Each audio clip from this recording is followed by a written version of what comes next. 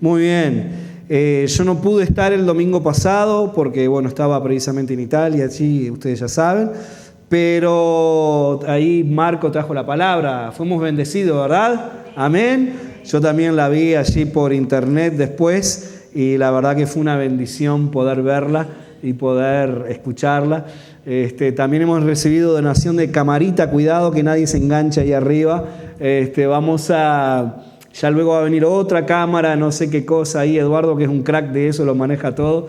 Y ya creo que a partir del próximo domingo, si Dios quiere, ni siquiera va a estar esta delante mío, gloria a Dios, porque ya vamos a tener todo unificados, cuentas online, cosas, ya hay un sitio para la iglesia, para YouTube creo que es, de poder ver todos los mensajes. Ya hay todo, así que, pero ya le vamos a comunicar, cuando lo tengamos seteado del todo, ya le vamos a comunicar oficialmente todo eso. Así que ahora sí, vamos live y vamos a comenzar entonces la segunda parte de que el trabajo es adoración. Recuérdese que estamos tomando unas semanas para poder afianzar a dónde vamos como iglesia, qué hacemos como iglesia, pero sobre todo la base bíblica de por qué hacemos lo que hacemos.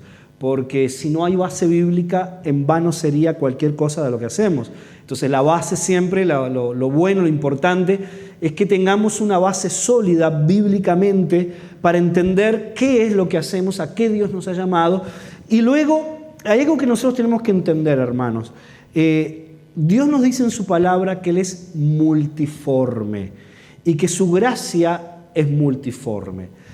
Y así como usted no tiene un hijo idéntico al otro, ¿verdad que no? ¿Verdad que cada hijo tiene una identidad, tiene una característica, tiene una forma de ser? Lo mismo es Dios con las iglesias. Dios nos da a todas la Biblia, la palabra es para todas idéntico, eso no cambia. Pero luego hay una característica que Dios le da a cada iglesia y cada iglesia se desarrolla en la manera en que Dios le da un ADN particular a cada iglesia. Entonces hay iglesias que se enfocan más en ayuda social, otras más que se enfocan en misiones, otras que se enfocan más en educación. Ojo, no estoy diciendo que no tenemos que enfocarnos en todas esas áreas. Nos enfocamos como iglesia madura en todas las áreas. Pero siempre hay alguna característica más que Dios le da a alguna iglesia y por esa característica generalmente es más conocida o tiene más preponderancia. A nosotros Dios nos ha dado la gracia de unir trabajo y fe, negocios y misiones. Y esa es nuestra característica. Y por ese lado vamos, está fundada bíblicamente, es el ADN sobre el cual se ha fundado esta iglesia y en esa dirección es que vamos caminando. Y hablábamos la vez anterior, no el domingo pasado que no estuve, sino el anterior, de que si Jesús fuera una persona de negocio, ¿qué haría? ¿Verdad? Y estuvimos hablando en esa base de las enseñanzas de Charles Sheldon, de que él hablaba de que si él fuera el precursor de qué haría Jesús, ¿verdad? De esa campaña que muchas veces es bueno preguntarnos, ¿qué haría Jesús? Bueno, ¿qué haría Jesús si fuera un médico? ¿Qué haría Jesús si fuera un educador? ¿Qué haría Jesús si fuera una persona de negocio? Y estuvimos hablando un poco de esas bases. Ahora, la gran pregunta que nosotros hacemos es, ¿qué tiene que ver o cómo se une? A ver si va para adelante. No, no va para adelante. Ya no sé. Eso, ahí, a ver. Bueno, hablamos de un sacerdote. Vamos a la diapositiva número 17. ¿Y qué botón tengo que apretar acá? ¿La flecha? La flecha de abajo. Muy bien. Muy bien, muy bien. Es la primera vez que lo tengo, así que si de alguna manera va a mi favor, pero es cierto, soy un tonto. Pero aparte de eso, usted ameme, téngame paciencia y seguimos adelante. Muy bien, la gran pregunta es, ¿qué tienen que ver ganancias, competencia, dinero y negocios? Si uno lo ve fríamente, uno piensa, oh, wow, no, esto no tiene nada que ver con la iglesia, pero tiene mucho más que ver de lo que nosotros nos imaginamos. Y la verdad lo que tiene que ver es que todo es adoración. Todo es adoración para Dios. Hermanos, recordemos siempre esto, el dinero no es malo en sí mismo. El dinero es malo según el fin que le demos. El dinero es bueno según el fin que le demos. Y recuerde esto que siempre le digo y no me cansaré de decirle. El dinero es un buen amo, pero muy mal siervo. Entonces nosotros siempre tenemos que tener claro cuál es nuestro corazón con respecto al dinero.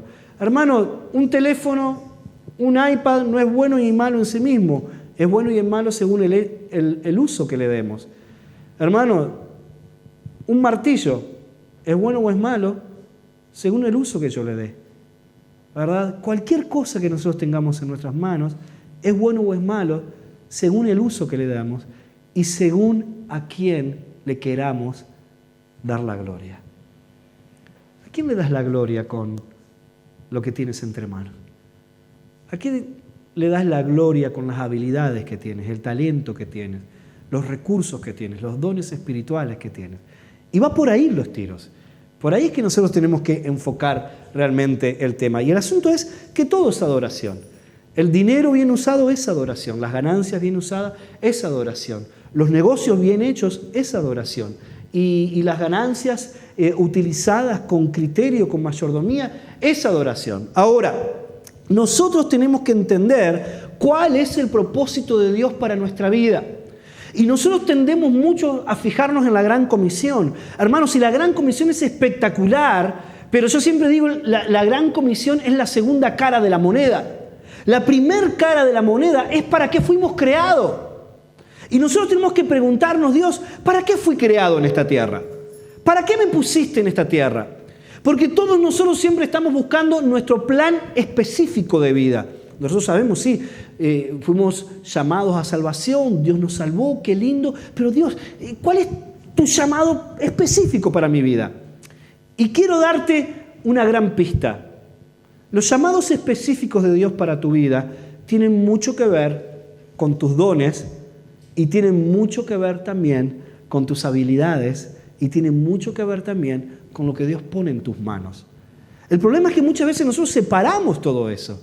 Y Dios te dice, no lo separes. Hay un gran propósito dado de parte de Dios para tu vida. Y dice allí Génesis 2:15, cuando Dios creó al hombre, que el Señor Dios puso al hombre en el jardín del Edén para que se ocupara de él y lo cuidara.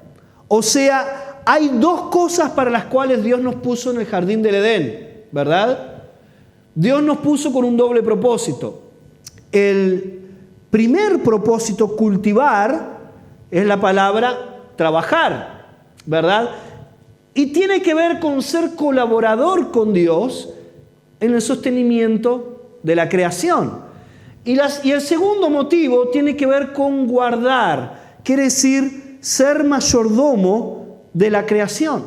Dios nos puso entonces con dos objetivos en la tierra: trabajar y ser mayordomos. Trabajar y administrar. Trabajar y cuidar. ¿Estamos de acuerdo? Dice eso Génesis 2:15, ¿verdad?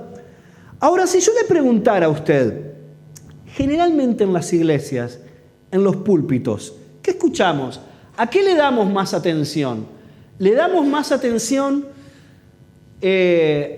al trabajo, a la mayordomía o a las dos cosas por igual?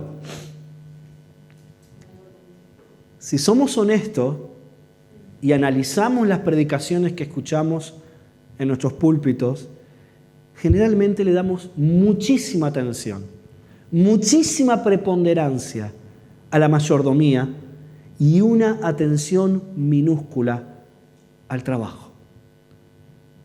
Porque lamentablemente asociamos el trabajo con fatiga, con amor al dinero, con desequilibrio de vida, con prioridades cambiadas. Muchas veces asociamos el trabajo a cosas equivocadas que no necesariamente vienen de parte de Dios.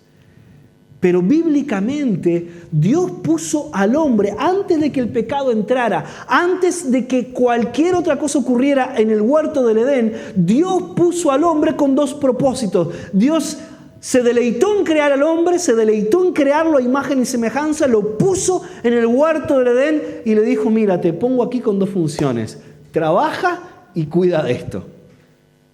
Ya está. Hermanos, no hay nada, no hay ningún versículo bíblico que invalide Génesis 2:15. Dios no dio ninguna contraorden en ninguna otra parte de la Biblia.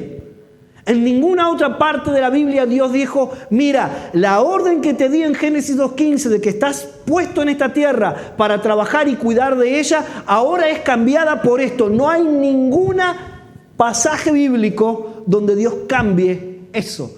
Lo que Dios hace es añadir, por ejemplo, la Gran Comisión, que ya lo veremos un poco más adelante. Ahora, con respecto al trabajar, nosotros tenemos que entender que Dios crea al hombre para trabajar. Eso definitivamente está ahí en la Biblia. Y trabajar, al contrario de lo que muchos de nosotros pensamos, no es consecuencia de la caída. A veces la gente dice, y yo antes lo pensaba, yo decía, qué tarado Adán. Pero qué tarado Adán. Si no, ¿verdad? ¿Cuántos líos nos hemos metido porque, y encima, el trabajar, levantarme en la madrugada, tener que ir a trabajar, tomar el autobús cuando, ahí los días de lluvia y viento y los que nos tocó trabajar, ir a trabajar en bicicleta. Yo no sé si a usted le tocó, pero a mí me tocó ir a trabajar en bicicleta. Y me tocó ir a trabajar de bicicleta en los días de lluvia, con bolsas de nylon de esas grandes, de 100 litros, ¿verdad? Ponémela por arriba. Usted le hace una T de agujerito, le hace el centro y ¿verdad? Y va a trabajar así. ¡Ay, hermano! Y dice, y ahí uno se acuerda de Adán, de Eva, de la descendencia, se acuerda de todo uno. Y uno dice, Dios, ¿qué pasó acá? Pero el trabajar no es consecuencia de la caída, ¿verdad? El trabajo fue parte de la tarea otorgada a Dios al hombre en el paraíso antes de que se introdujera el pecado. ¿Te das cuenta de que antes de que Dios diera cualquier otra orden, Dios le ordenó al hombre trabajar? ¿Saben cuál es el problema que nosotros tenemos? Nosotros tenemos una visión del paraíso muy musulmana, lamentablemente.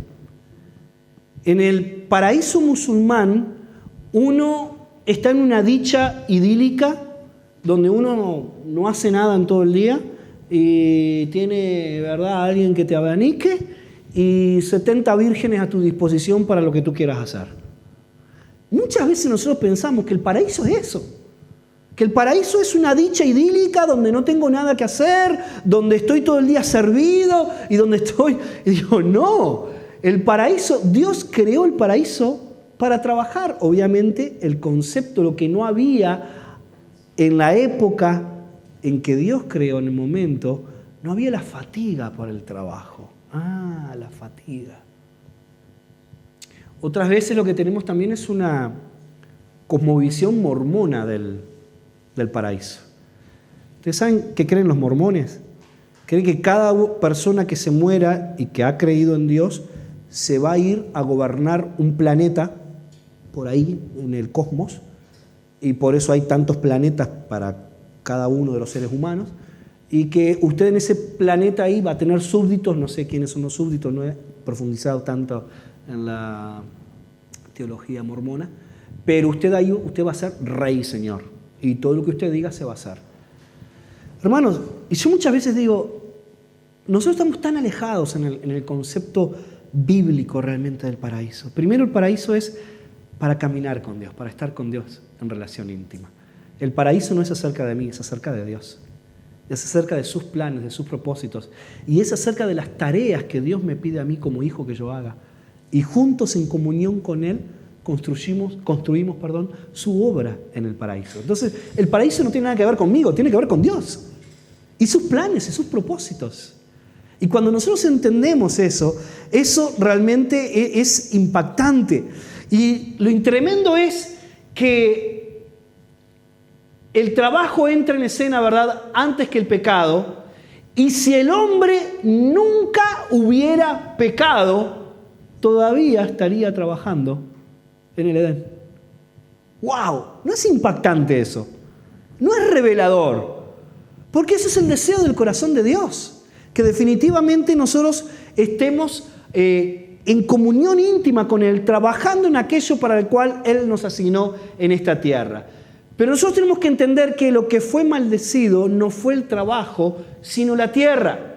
La valoración correcta, según Génesis 3, 17 al 19, es que es la tierra la que es maldecida a causa del pecado. Y déjeme leérselo. Dice, Dios le dijo al hombre precisamente después que pecaron: dado que hiciste caso a tu esposa y comiste del fruto del árbol del que te ordené que no comiera, la tierra es maldita por tu culpa. ¿Dice que el trabajo es maldito por culpa del hombre? No. ¿Qué es maldita? La tierra. ¡Wow! Toda tu vida lucharás para vivir de ella. Aquí está el punto. Toda tu vida lucharás para vivir de ella. Te producirá espinos y cardos, aunque comerás de sus granos. Con el sudor de tu frente obtendrás alimento para comer hasta que vuelvas a la tierra de la que fuiste formado, pues fuiste hecho del polvo y al polvo volverás. Yo esto siempre lo ilustro de una manera gráfica bien sencilla de entender. En el paraíso, antes de que entrara el pecado y la tierra fuera maldita, el esfuerzo para mantenerte y para vivir en una escala del 1 al 10 sería un 2, un 3.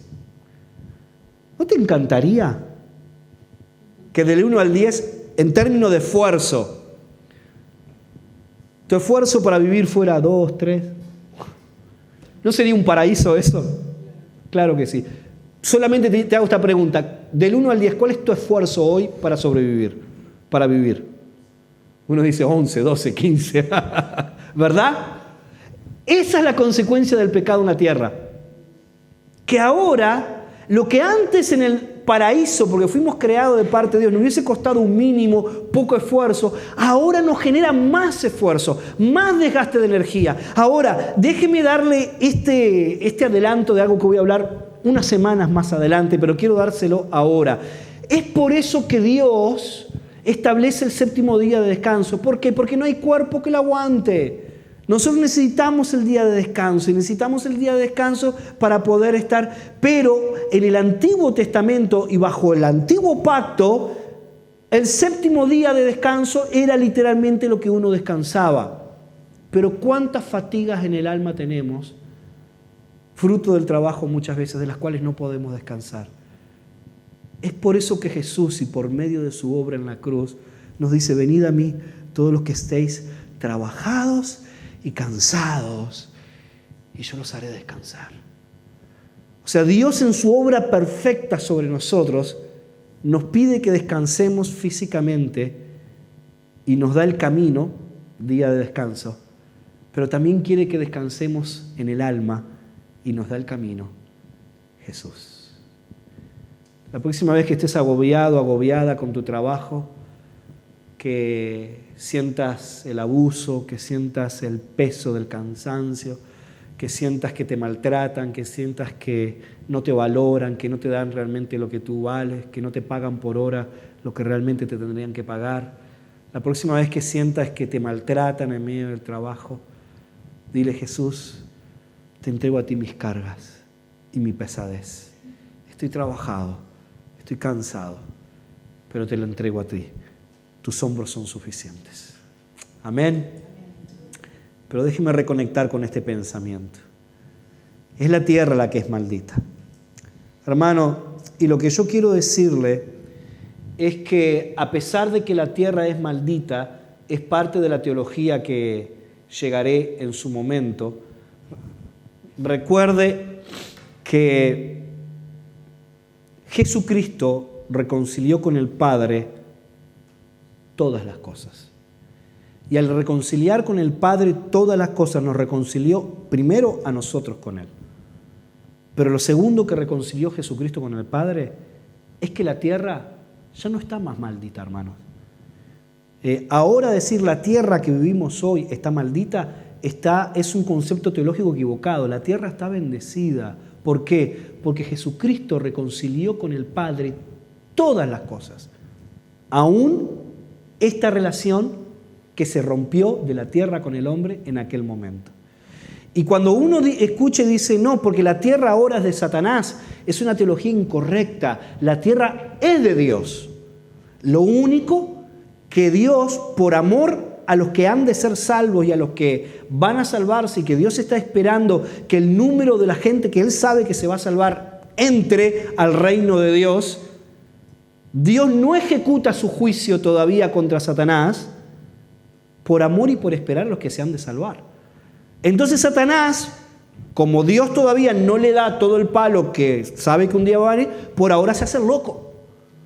Y Satanás está por ahí haciendo destrozos en la tierra, y quienes tienen una mala teología piensan que la tierra es de Satanás y que él tiene toda la autoridad sobre la tierra. De ninguna manera. La tierra es de Dios, Dios tiene toda autoridad sobre la tierra. Solo que por amor a los escogidos, Dios está esperando, y como hay un libre albedrío y mucha gente elige hacer el mal, las consecuencias de hacer el mal en la tierra están. Y es eso lo que vivimos. Pero no tiene nada que ver con que Dios no esté en control, con que Dios no sea el Dios de la tierra, con que Dios no ame la tierra y su creación, y con que no tiene nada que ver con el falso concepto de que Satanás es el que está encargado y reinando en la tierra. No, reina Dios. Benditos son los pies sobre los montes de aquel que anuncia la paz, de aquel que trae las buenas nuevas y que le dice a Sión: reina Dios, reina Dios, Dios reina en la tierra. Pero no confundamos las consecuencias del pecado del hombre sobre la tierra como la autoridad de Satanás sobre la tierra, que es totalmente distinto. Ahora, hermanos, esa palabra en el hebreo original, trabajar, ¿verdad? Esa palabra en el hebreo original significa abodá. Y esa palabra abodá tiene 3 acepciones.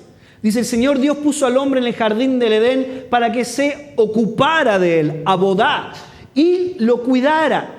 La primera acepción de la palabra abodá es trabajo.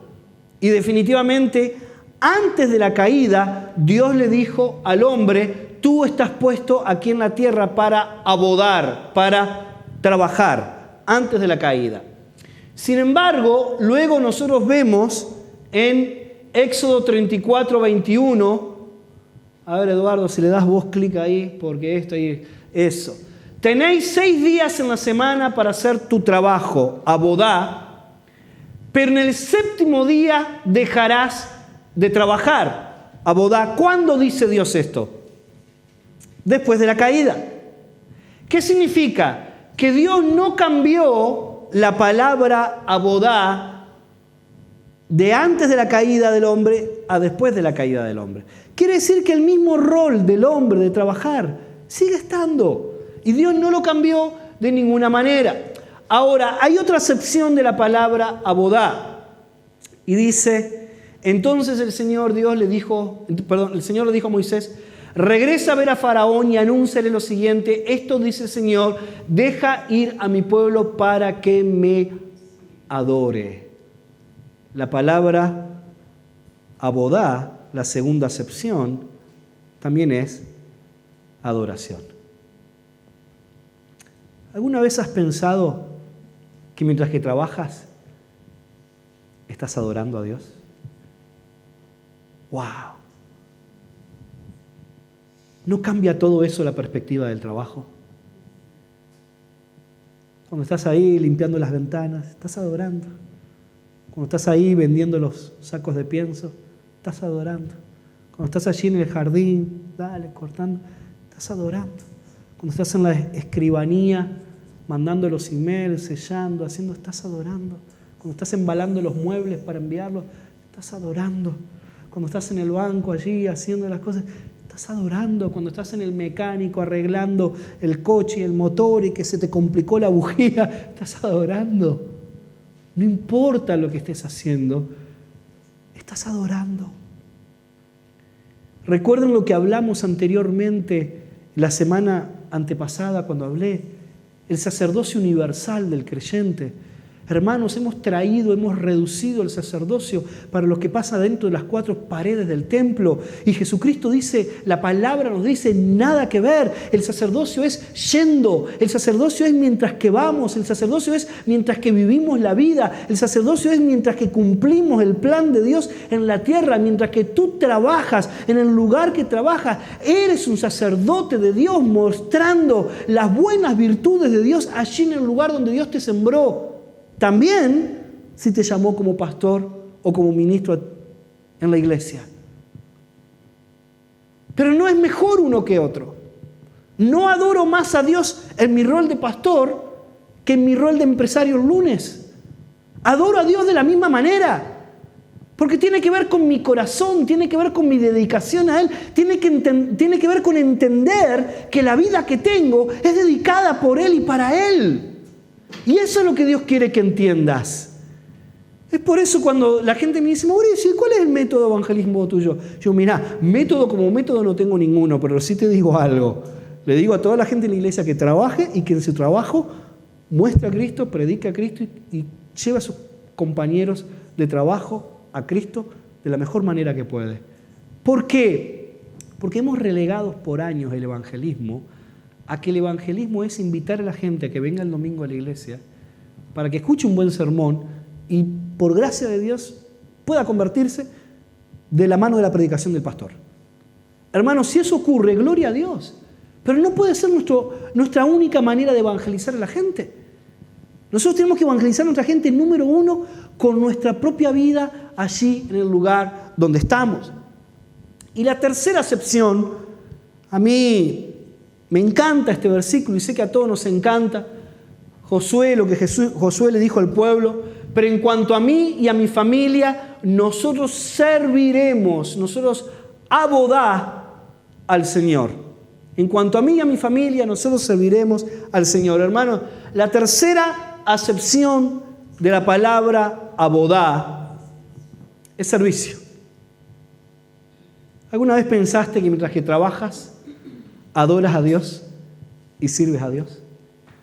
Ese es el concepto genuino, real, profundo que Dios quiere que tengamos. Y hermanos, y hay una cuarta acepción que no la hablo ahora porque no va de la mano, pero que la hablaré en otro momento. ¿Usted sabe que la cuarta acepción es esclavo? ¿Usted sabe que somos esclavos de Dios? Somos hijos primeramente, pero hijos que hacemos aquella tarea que el Padre nos encomienda, no la que nosotros queremos. Por lo tanto, nosotros no tenemos voluntad sobre nuestra propia vida y sobre nosotros. Tendríamos, si queremos.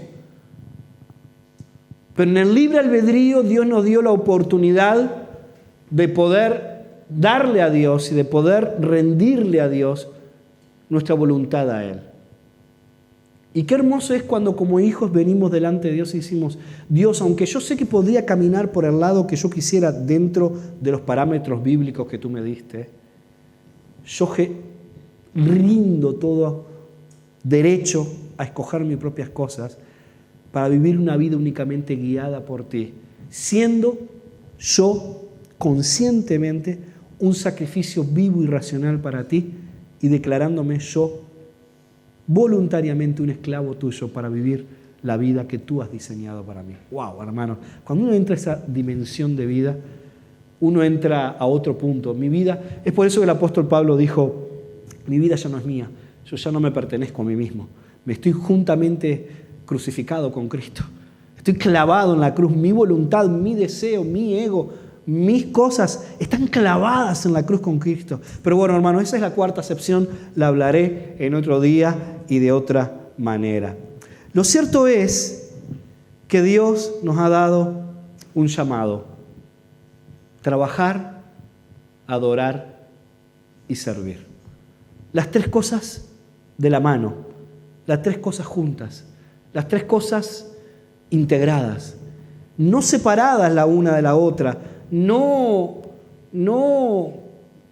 enfocando más una que la otra, no pensando que la adoración es exclusivamente para el momento de cantar o el momento dentro del templo, no pensando que exclusivamente trabajar para Dios tiene que ser un pastor, una persona pagada por la iglesia, dirigida sus esfuerzos únicamente al bien de la comunidad cristiana.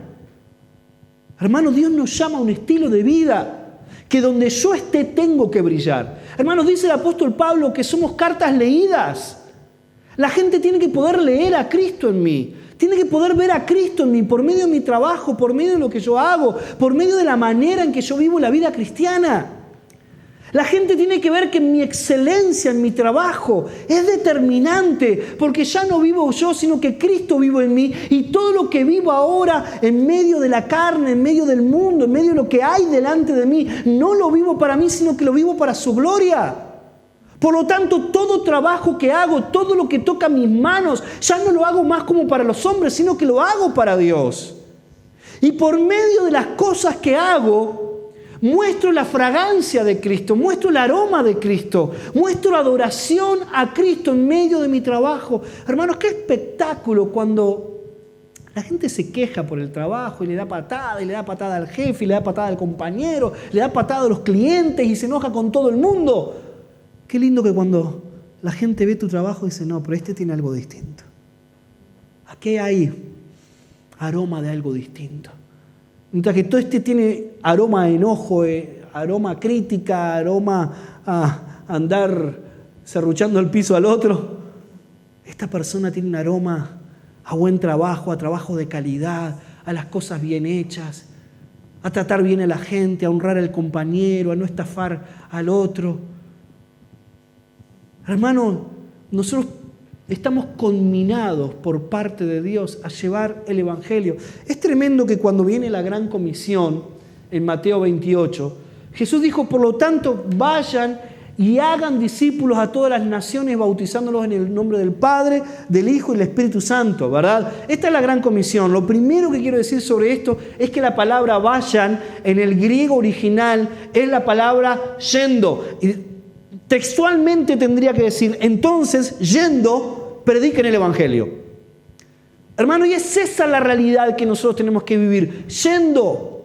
Hermano, no es acerca de un hecho puntual en tu vida, es acerca de todo, cómo tú vas por la vida. Y a medida que tú vas y caminas en la vida, cómo tú muestras a Cristo, cómo tú vives para Cristo, cómo tú extiendes el reino de Dios, cómo tú colaboras con Dios en construir su reino en la tierra, mientras que tú vas en el yendo. Ahora, Dios nos pide llevar el Evangelio hasta lo último de la tierra, pero ¿te das cuenta que el cómo Dios lo dejó en tus manos, en nuestras manos? Dios no nos dice en la Biblia cómo llevar el Evangelio, ¿o nos lo dice? No, dice, ir y hacer discípulos en Jerusalén, Judea, Samaria, hasta lo último de la tierra. La única condición es hacer discípulos. Si no estamos haciendo discípulos, estamos fallando en aquello que Él nos pidió. Pero el cómo, por eso es que Dios da libertad en su multiforme gracia a que las iglesias que tengan distintas identidades o distintas formas de hacer cosas, todas las formas, siendo bíblicas, son todas válidas. Por medio de distintas áreas, son todas válidas. Pero hermanos, al dejarnos Dios el cómo en nuestras manos, Dios espera que utilicemos... No, el anterior. Volvé para atrás. Ahí está. Dios espera que utilicemos la creatividad divina, dones, talentos, habilidades, para expandir el Evangelio del reino hasta lo último de la tierra con todo lo que Él ha puesto en tus manos. Ese es el cómo. ¿Qué ha puesto Dios en tus manos? ¿Qué dones tienes? ¿Qué habilidades tienes? ¿Qué cosas Dios te entregó, confió en ti, que Él ha decidido usarlas en tu vida? Bueno, con eso sirve a Dios. Con eso lleva el Evangelio hasta lo último de la tierra. Con eso haz crecer el Evangelio. Hermanos, ya adorar a Dios no es únicamente en 4 paredes, 2 horas a la semana, 4 horas a la semana. Ya trabajar, servir a Dios no es únicamente lo que haces para tu comunidad de fe. Servir a Dios no es únicamente lo que tú haces en los momentos que estás aquí, las horas que estés aquí. De repente servir a Dios es tu estilo de vida. De repente trabajar es tu manera de conexión, hermanos. Yo siempre cuento, yo estuve en España como misionero tradicional del año 2006 al 2009, pagado por mi iglesia en Estados Unidos, cómodo, con un salario que me permitía vivir bien, no vivía con excesos, pero no me faltaba nada. Hermano, usted no sabe la dificultad que yo tenía para encontrar gente cristiana, gente no cristiana a la cual predicarle de Cristo. Porque usted dígale a un español que usted es un misionero cristiano enviado por Estados Unidos. Dígale eso a un español común. Lo primero que te va a decir, y tú no curras. Es lo primero que te va a decir. Y tú decís, no, sí, mi trabajo es esto. ¿Que tu trabajo es esto? Venga ya, hombre. Tú tira para las 8 horas. Sí. ¿Verdad? Hermano, al final, al cabo de un año, todo mi círculo era cristiano. Todo mi círculo era cristiano. No tenía nadie a quien predicarle el Evangelio. En esta segunda etapa, que vinimos con esta integración de trabajo y fe, donde ustedes saben, la iglesia no me paga para que esté dedicado a esto, en ninguna otra iglesia, ni ningún otro ministerio. Entonces, mi conexión ahora con gente no cristiana es espectacular.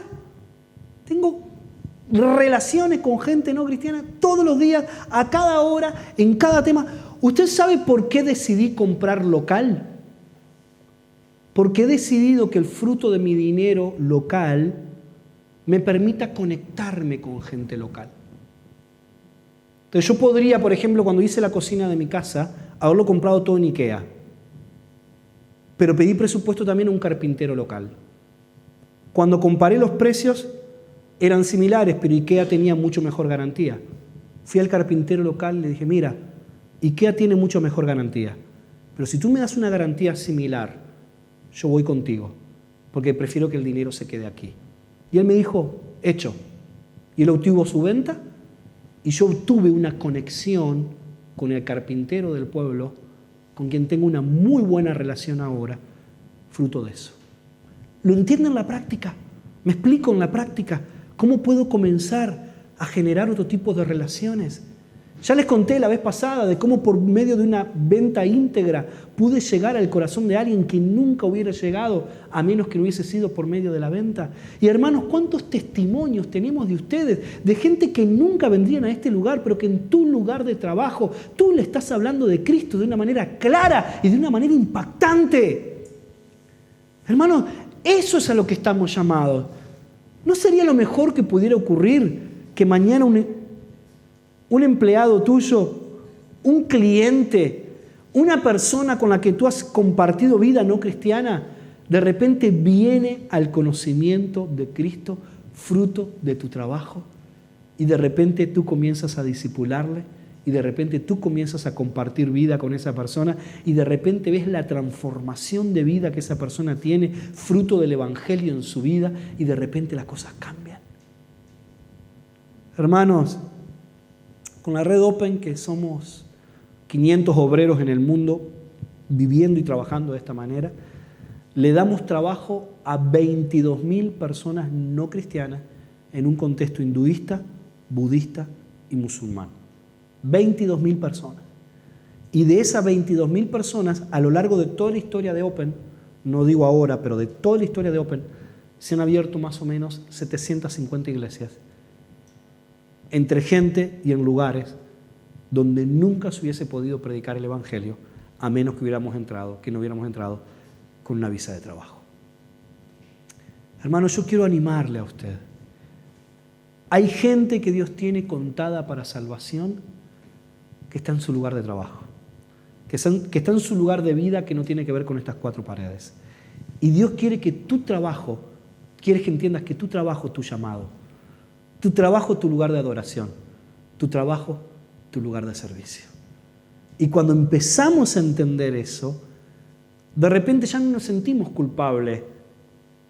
Si de repente como yo un domingo, tengo que saltear un domingo porque tengo que ir a atender a un cliente. Hermano, no me siento culpable porque estoy adorando a Dios. Distinto es si me salto todos los domingos y siempre estoy con un cliente los domingos. Bueno, eso es distinto. Pero que un domingo cada tanto no tiene nada que ver con adoración. Que usted tiene que trabajar, cuidar su fuente de ingreso, es adoración, hermano. Que usted a veces no puede dar más servicio porque tiene que trabajar, hermano, nos pasa a todos. Es por eso que la comunidad de fe es interdependiente. Entre todos colaboramos y nos ayudamos. Y lo ideal sería que todos colaboremos con nuestros dones para que entre todos llevamos la comunidad adelante. Mientras que llevamos la vida, mientras que trabajamos y a veces tengo etapas más complicadas que otras, podemos definitivamente llevar la vida adelante y darle lo mejor que podemos darle a Dios. Vamos a concluir. Póngase de pie junto conmigo, por favor.